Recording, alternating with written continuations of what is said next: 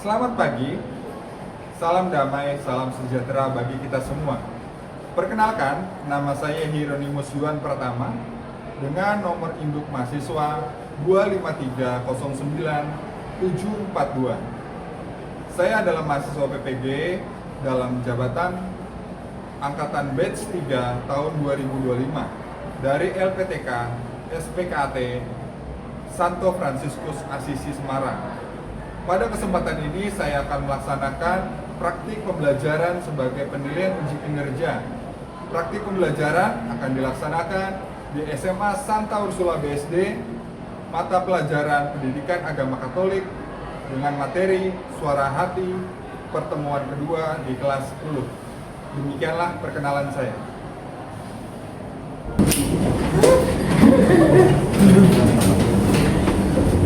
Selamat pagi semuanya. Ya, hari ini kita akan belajar tentang suara hati. Sebelum belajar tentang suara hati, kita berdoa dulu.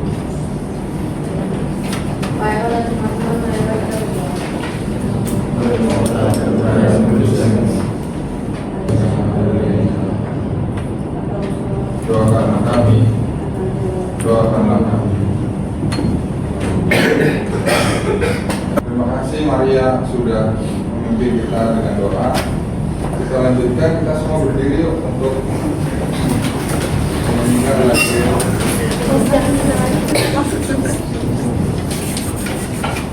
Sedikit apa sedikit?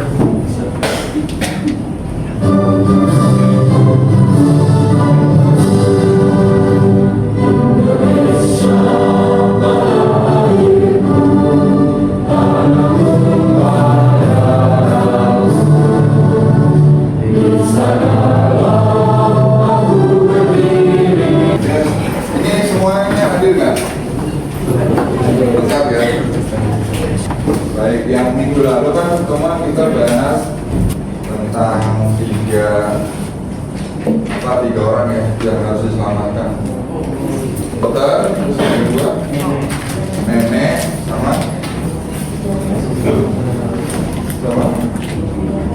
sama kekasih ya, sudah dibuat presentasinya kan.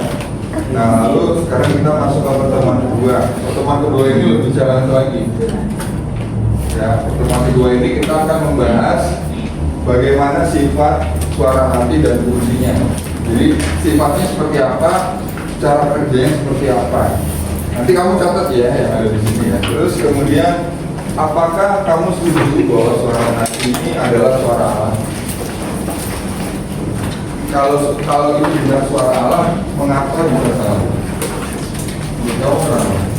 Kenapa sih seringkali keputusan kita seringkali salah?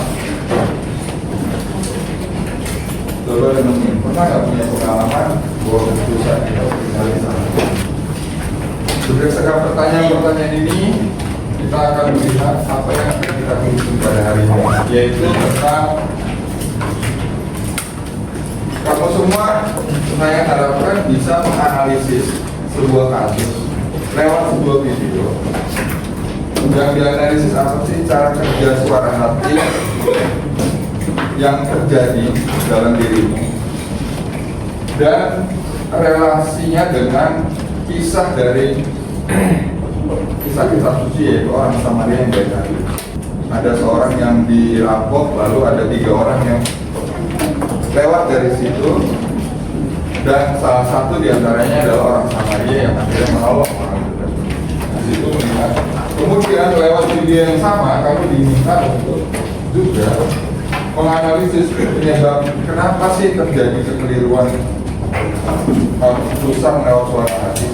Nah, itu berdasarkan satu dokumen di Katekismus Gereja Katolik, yaitu artikel 1290 dan 1791. Nah, ini seringkali kita alami ya, bareng-bareng ya. Kira-kira lagu ini ngomongin apa sih?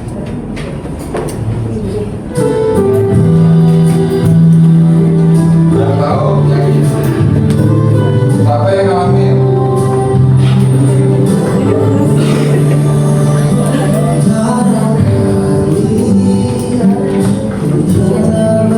Dari lagu ini, suara hati ini digambarkan dalam bentuk Lampu kuning.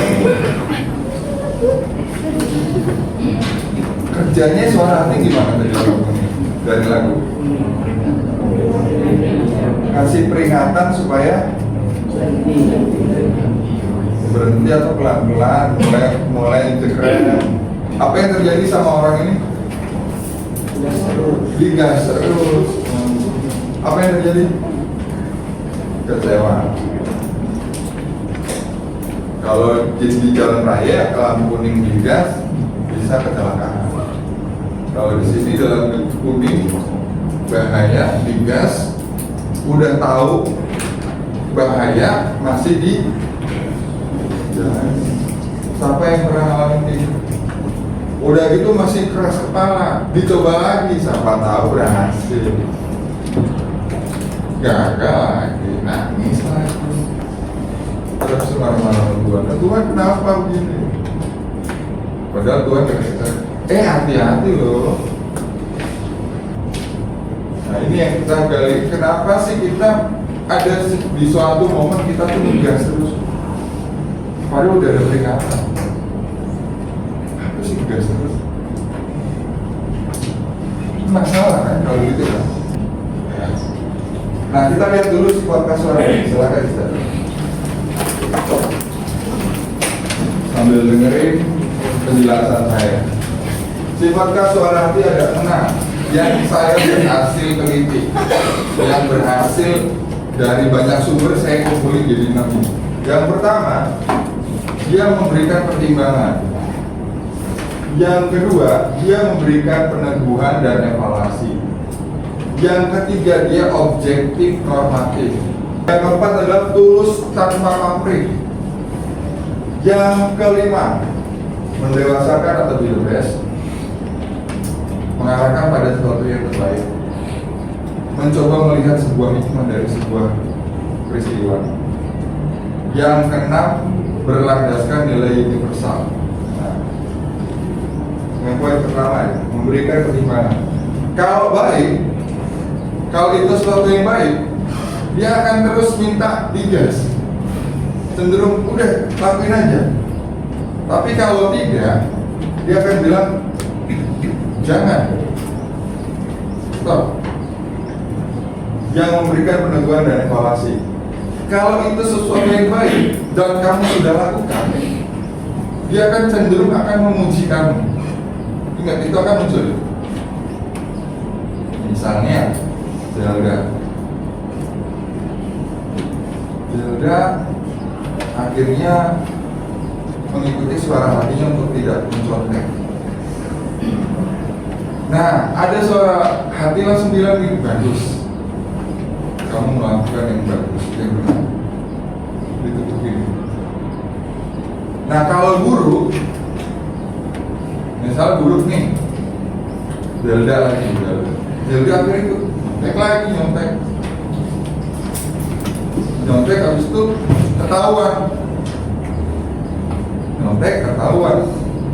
pasti langsung dimarahin. Siapa yang marahin? Suara hatinya lagi. Lu sih nyontek lagu-laguan, lu sih contek, ya, dalam hati gitu. Kamu sih nyontek, tahu rasa kan, kena kan, dikeluarin kan dari sekolah. Nyontek dikeluarin dari sekolah ya, ingat ya, aturan di sekolah ini nyontek dikeluarin dari sekolah.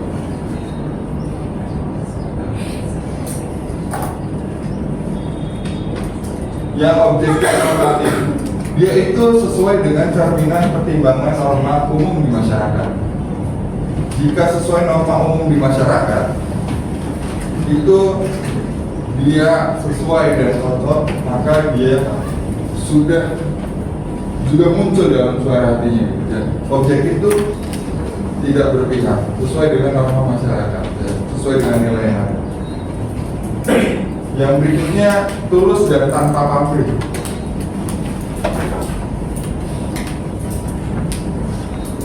Dia itu apa adanya, ya, suara yang ada dalam hati ini apa adanya, tidak mengharapkan suatu untuk keuntungan diri sendiri.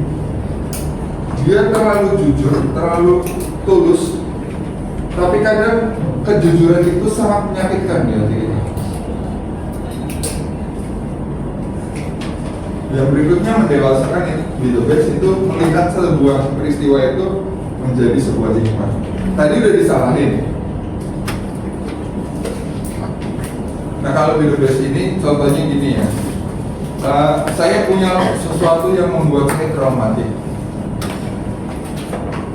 waktu kecil, dan itu akhirnya menghambat saya untuk berkembang. Traumatiknya apa? Yaitu takut ketinggian. Kalau saya ke mall itu paling nggak berani saya pegang itu ngeliat ke bawah gitu. Nggak berani dulu. Kayak pengen loncat aja gitu ya. Atau kayak dengkulnya tiba-tiba lemes aja. Kenapa? Karena ternyata kecil bapaknya itu seperti ini.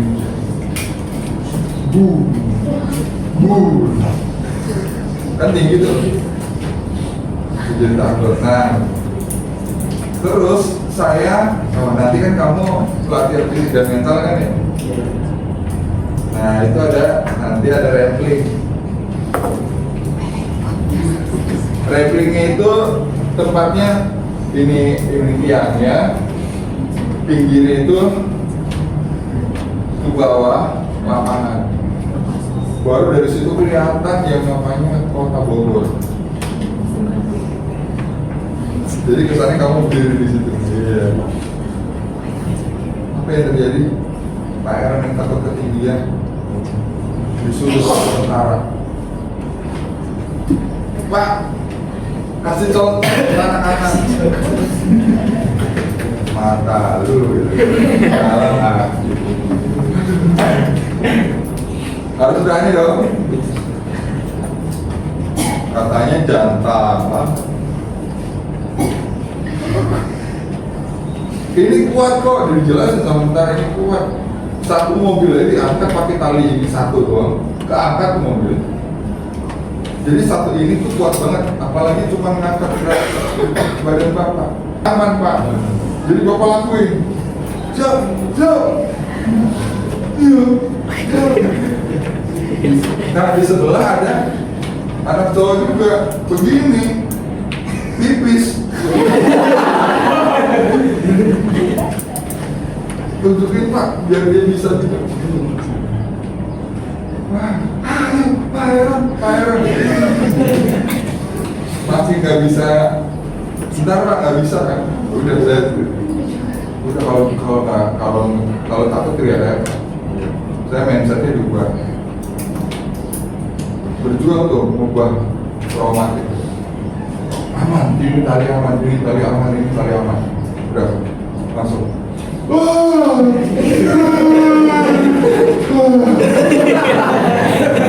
Suara hati. Nah ini fungsi suara hati. Silakan kita seperti. Fungsi suara hati itu tugasnya memimpin manusia untuk berbuat baik dan menghindari yang jahat. Fungsinya itu ya. Ini seperti kompas. Orang kalau kehilangan suara hati jadi monster ya. KBK 177. Di dalam lubuk hati seseorang bekerjalah hati nurani. Pada waktu tertentu, saya kasih warna putih kali ya. Nah, ada putih.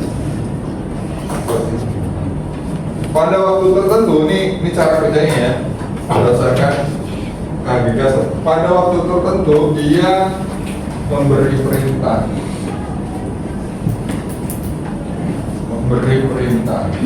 Perintahnya apa? Melakukan yang baik, menghindari atau mengelakkan yang jahat. Dia perintahnya itu. Namun di sisi lain, selain memberi perintah, dia menilai sebuah keputusan konkret. Memberi perintah, menilai sebuah keputusan konkret di mana dia akan menyetujui yang baik, menolak yang jahat. memberi perintah dan menilai keputusan.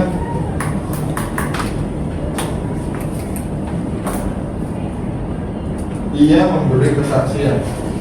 Yang berikutnya, ia memberi kesaksian. Hubungannya dengan kebaikan tertinggi, yaitu Allah.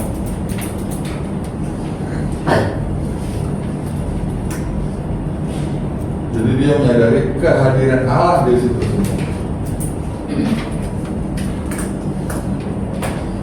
Oleh siapa manusia ditarik, dan hukum-hukum siapa manusia terima. Jadi ke situ, di sini jelasin bahwa disinilah suara hati dipahami dalam konteks hukum. Apakah suara hati bisa salah? Apa penyebabnya? Kalau suara hati bisa salah ya? Hati nurani bisa salah karena pertama adalah karena ketidaktahuan yang tak terhindari.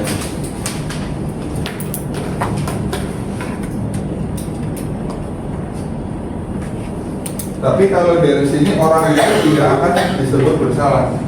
Kalau kamu mengalami situasi kayak gini, kamu nggak boleh dibilang bersalah. Tetapi ada ketidaktahuan yang disebabkan nih, ketidaktahuan pola pertama, ketidaktahuan pola kedua. Ketidaktahuan yang pola kedua adalah ketidaktahuan yang disebabkan karena ketidakpedulian orang itu sendiri. Ketika dalam kondisi itu orang itu dinyatakan bersalah, kalau dia nggak tahu bahwa ada aturan itu dan dia ngelakuinnya, dia nggak bersalah. Nggak boleh dikatakan dia bersalah karena dia nggak tahu kan. Jadi keputusan dia untuk memutuskan dalam suara hatinya nggak bisa sempurna karena dia nggak tahu aturan ini. Dan yang kedua, dia tahu itu salah, dia tetap lakuin. Nah, kalau dia tahu itu salah, dia tetap lakuin, orang itu bersalah. Paham nggak? Paham ya? Karena dia nggak peduli. Udah mati jalannya. Nah, dalam Katekismus Gereja Katolik 1790, manusia itu harus mengikuti keputusan yang pasti dari aturan ini, yang kalau ia dengan sengaja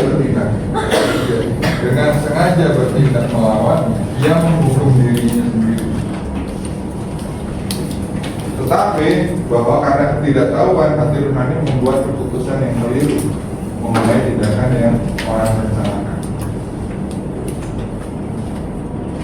Katekismus Gereja Katolik 1791.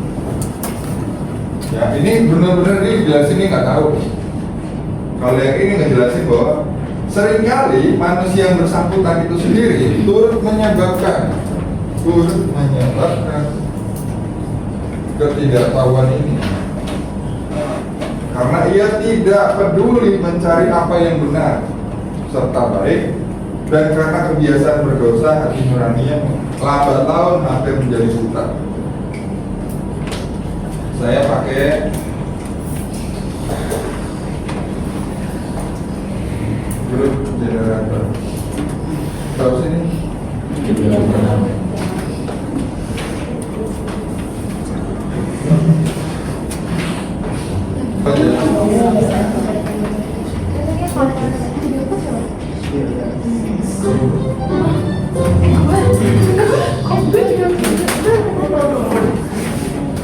Oke, untuk pertemuan ini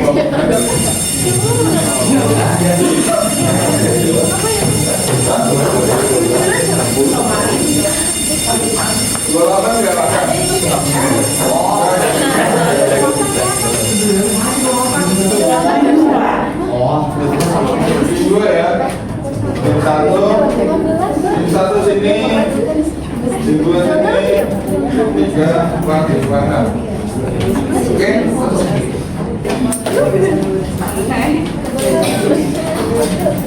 Tuliskan dulu pertanyaannya. Pakai LKPD.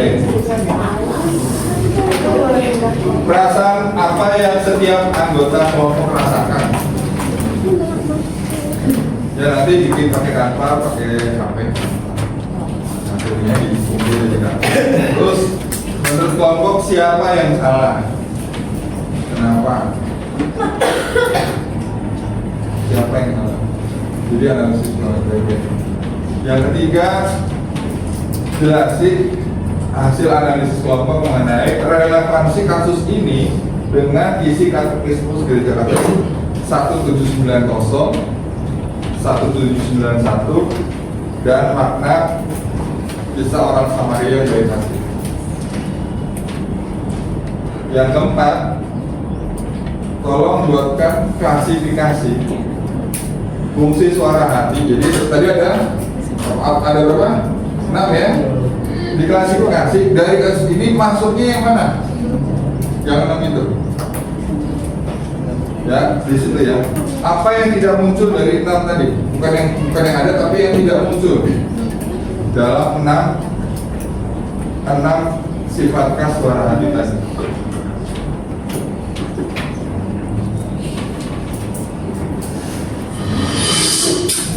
錄像嚟自佛山黃旗嘅廣佛五金城，晏晝5:25左右，畫面由下角有一細路女行咗出嚟，佢係2歲嘅圓圓。畫面上方有部白色麵包車，呢部車係緩慢行駛嘅過程當中，失驚無神加速，撞到圓圓，仲將佢捲入車底。部車嘅司機冇即時停低，而再加油前方。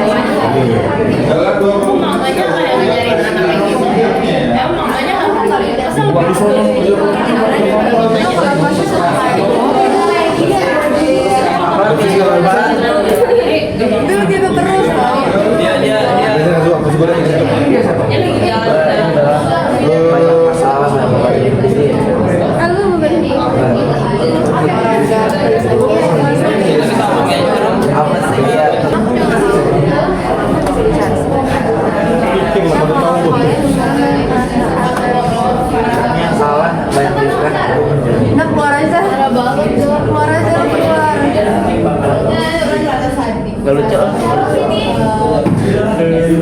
gak lucu ini tentang apa sih? Tentang Islam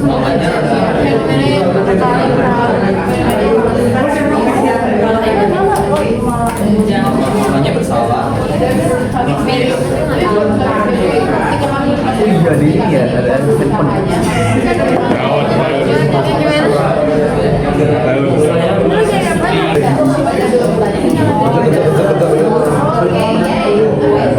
Satu judul sama anggota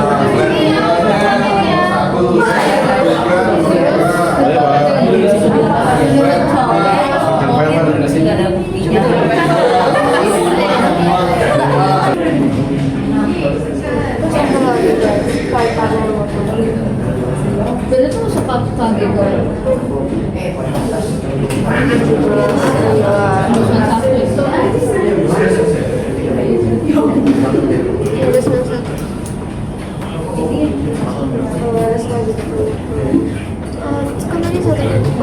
Dia tuh nggak tahu. Tapi kalau kami itu dia tahu, tapi dia nggak tahu. Terus relevansinya di kehidupan sekarang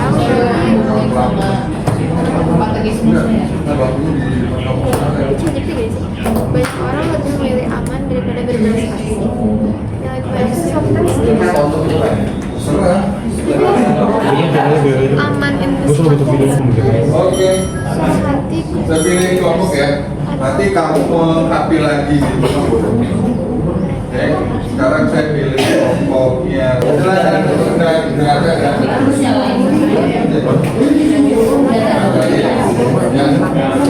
Silakan yuk.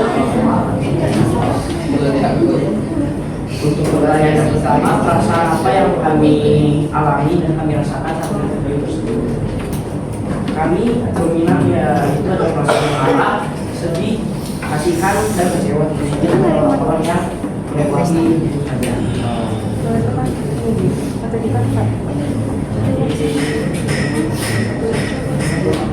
Berdua, apa yang salah? Apa? Nomor 2, menurut kami yang salah itu ada pelaku yang menabrak dan melindas. Lalu ada 19 orang yang membiarkan dan melewati saja anak yang mengalami kecelakaan itu. Nomor 3 itu pelaku di mobil kedua yang juga melindas. Kenapa nomor 5 lebih susah? Apa yang dikatakan kitab suci untuk harus yang dilakukan nomor 5? Apa yang dikatakan kitab suci? Apa yang diajarkan oleh Kristian? Apa iman Kristiani? Untuk nomor 5? Bisa, berat kan? Iya. Tapi kalau dari jawaban teman kamu dari yang paling mendekati tentang ajaran kitab suci yang mana? Yang cuma tanya, kenapa ngelakuin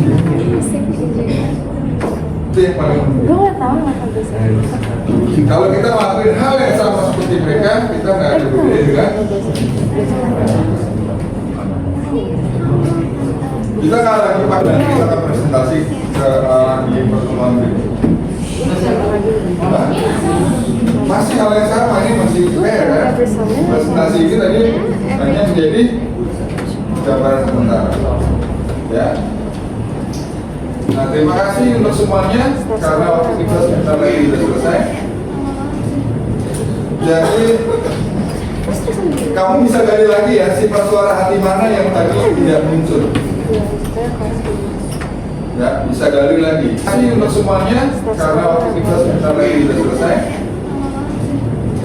Jadi kamu bisa gali lagi ya sifat suara hati mana yang tadi tidak muncul. Ya, bisa gali lagi.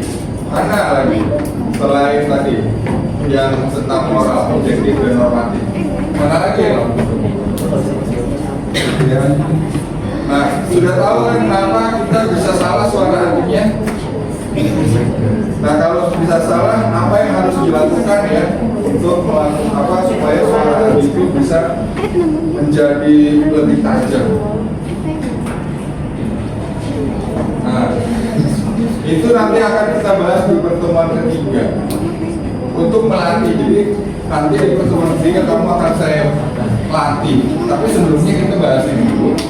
Lalu nanti kita akan latih supaya suara hati kita tajam. Things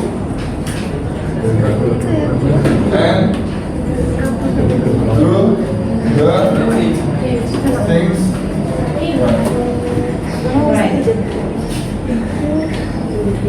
melakukan yang benar dengan cara yang melakukan yang benar dengan cara yang benar.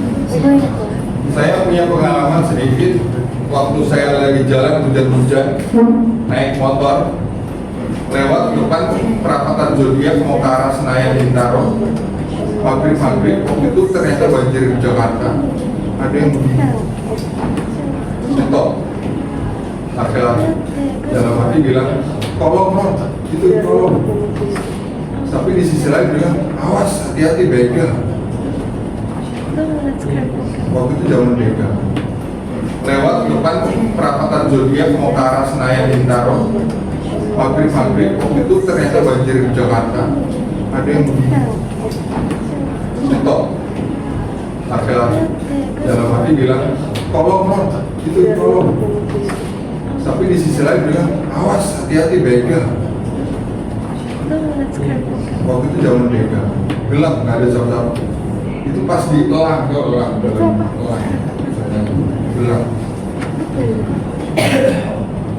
lagi jalan gitu udah pulang. Tapi makin jauh dari orang itu makin sakit saya. Tapi akhirnya saya berhenti.